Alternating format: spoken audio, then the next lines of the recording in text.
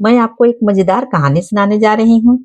एक बनिया की 4 कन्या थी, एक से बढ़कर एक सुंदर थी। एक दिन चारों नदी में नहाने गई थी। तभी उन्होंने देखा एक राजा घोड़े पर बैठकर नदी के किनारे से चला जा रहा था और जाते जाते उन चारों बहने की आवाज सुनाई दी और वह चुपचाप पेड़ के पीछे छुप गया और उनकी सारी बातें सुनने लगा। उनमें से बड़ी बहन बोली, अगर राजा के रसोइया से ब्याह करती तो अच्छी अच्छी चीजें खाने को मिलती। मंझली बोली, मंत्री से ब्याह करती तो अच्छी साड़ी पहनने को मिलती। उनमें से छोटी बोली, कोतवाल से ब्याह करती तो किसी से नहीं डरती।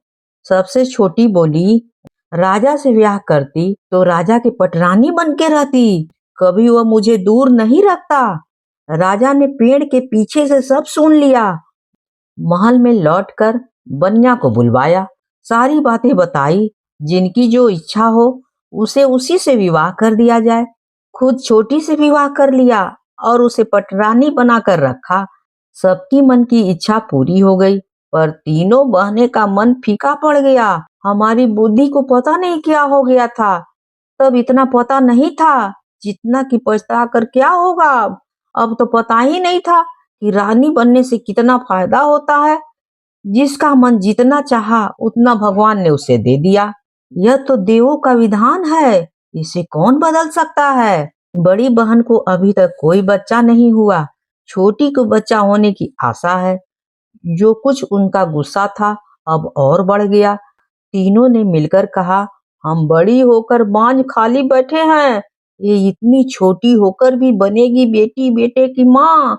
अब मौका है, देख लेगी।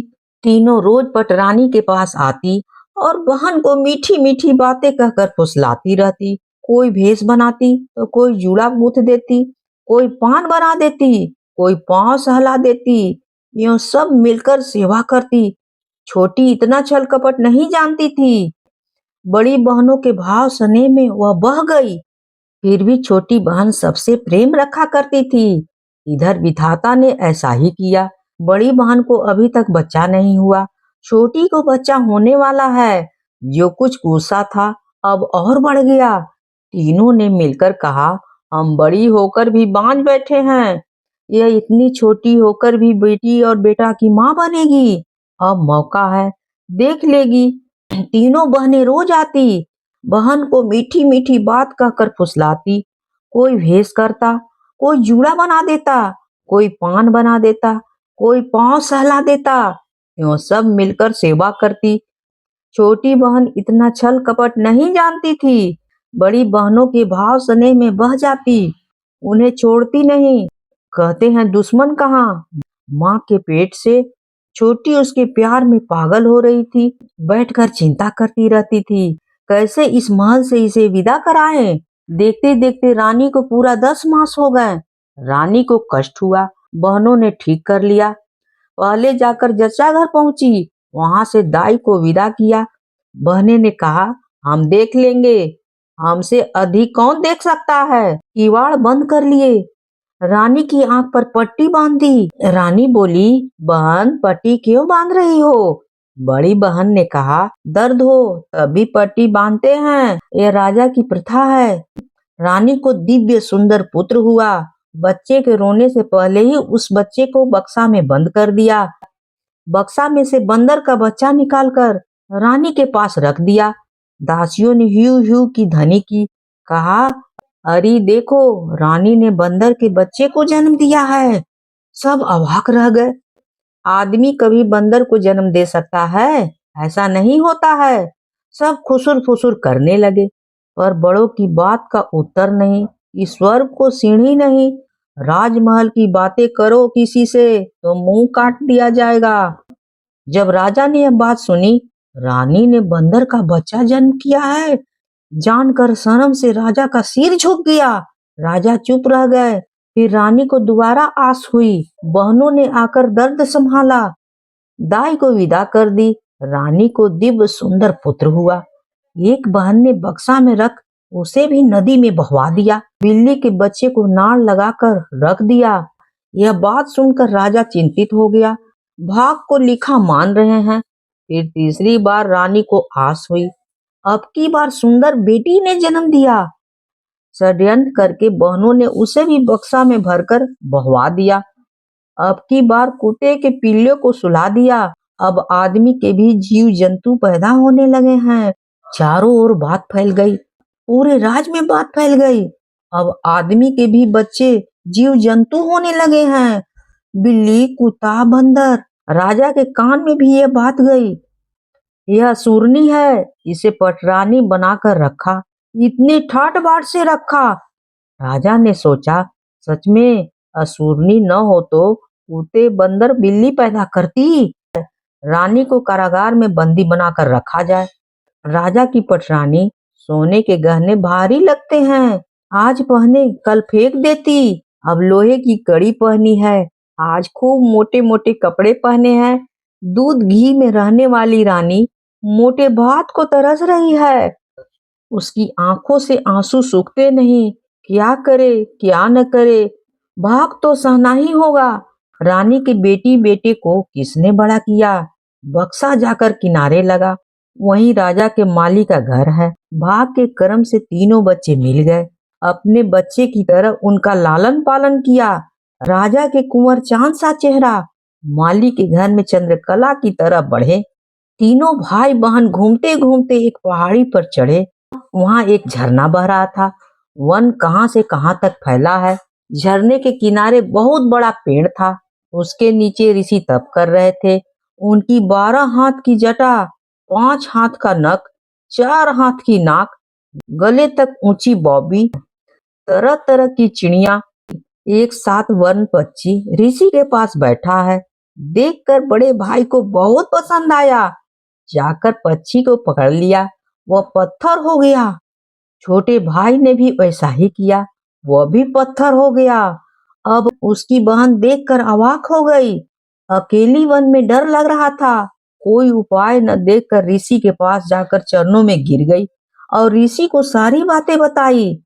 ऋषि ने कहा, जा झरने से पानी लेकर जा और उस पर डाल दे, सब जाकर पक्षी के पांव में गिर जाना, वह तुम्हारा बहुत उपकार करेगा।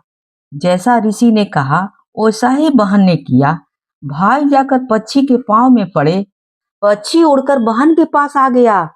बहन ने उसे सहलाया। पक्षी ने कहा, तुम वन में रहो, मैं सहायता करूंगा, कोई विपदा न हो। यहाँ के सारे जंतु मेरे कहने में है, बुलाकर समझा दूंगा। कुंवर कुंवरी मजे में रहने लगे। पक्षी उनका ध्यान रखता, वन में घूमते रहते और हंसी खुशी से फिरते रहते। बच्चों के दिन भी कटते गए। एक दिन राजा उसी जंगल में आए, इधर उधर घूम रहे थे, पर कहीं खरगोश तक नहीं दिखा, चिड़िया की बोली तक नहीं सुनी। राजा थक कर पेड़ के नीचे बैठ गया। तभी कुंवर खेलते हुए उधर निकले। वन में से ऐसे सुंदर बालक कहाँ से आए? राजा अचंभा में पड़ गया। देखते देखते राजा को रोमांच हो गया, आंखें बह चली। उन सभी को पास बुलाए और गोद में बिठाया। तुम किसके बेटे हो? पूछने पर कहा, हम माली के संतान हैं। वन में एक पक्षी हमारा साथी है, उसने घर बार देकर मुझे सुख से रखा है। माली के चांद जैसे बेटे, पर मेरे भाग में कुत्ता बिल्ली। सोचकर राजा बहुत दुखी हुआ और रो पड़ा। राजा का दुख देखकर उन्होंने समझाया और पूछा, आप यहाँ किधर से आए हैं? राजा ने बोला, तुम लोग घर जाओ, तुम्हारी बहन को देखूंगा, शाम ढल रही है, आज तुम्हारा मेहमान होऊंगा। बच्चे राजा के हाथ पकड़कर ले आए और माली के घर में ले आया। राजा का दुख देखकर उन्होंने समझाया और पूछा, आप किधर से आए हैं? राजा ने बोला, पासी में मेरा महल है, वहां तुम कभी आना, पासी के महल में रहता हूँ। फिर राजा बोला, चलो मैं तुम्हारे साथ चलता हूँ। उधर बहन खाना बना रही थी और भाइयों की बाट जोह रही थी। आज इतनी देर कहाँ हो गई? तो भाइयों ने राजा को दिखाकर सब बता दिया। बहन ने पानी लाकर रखा, पांव धोए और खाना बनाने के बाद खाना पर बुलाया। राजा वह अद्भुत बना भोजन खाकर बोले, ऐसा स्वादिष्ट खाना कभी नहीं खाया है। पंछी बोला, ये कैसा पकाना? एक बार लंका के राजा ने निमंत्रण दिया, वहां मनिक मोती की तरकारी बनाई, वह चखते ही उसे हटा देते। पक्षी की बात सुनकर राजा हंसे। राजा ने कहा, तुमने पसंद की बात कही है, मनिक मोती की तरकारी होती है। पक्षी बोला, आप तो कुत्ते बिल्ली बंदर आदमी जन्म दे सकता है, यह बात तो आप मान गए, मेरी बात तो हंसी में उड़ा दी। यह सुनकर राजा अवाक रह गया। मेरे घर की खबर पक्षी ने कैसे जानी? सब जानता हूँ, सब जानता हूँ। पक्षी के पांव पड़ करके विनती की। पक्षी ने सब कुछ खोल कर बता दिया। राजा अपने बेटे बेटी को लेकर घर चले गए। बंदीशाला से छोटी रानी को छुड़ाया। तीनों बहनों के आगे उसे गहने पाट वस्त्र पहनाए, सोने की डोली पर बिठाया। गोद में चांद से बेटे बेटी को लेकर उन तीनों बहनों को चोटी काट कर मुंह काला करके गांव में ढिंढोरा पीट पीट कर घुमाया, डांड कर कर घोषणा की और जीवन भर के लिए उन सभी को कारागार में डाल दिया। और राजा रानी और उसके बच्चे खुशी खुशी रहने लगे। अगर कहानी अच्छी लगी हो तो please like share and subscribe जरूर कीजिएगा, भूलिएगा बिल्कुल नहीं। कहानी होती है समाप्त।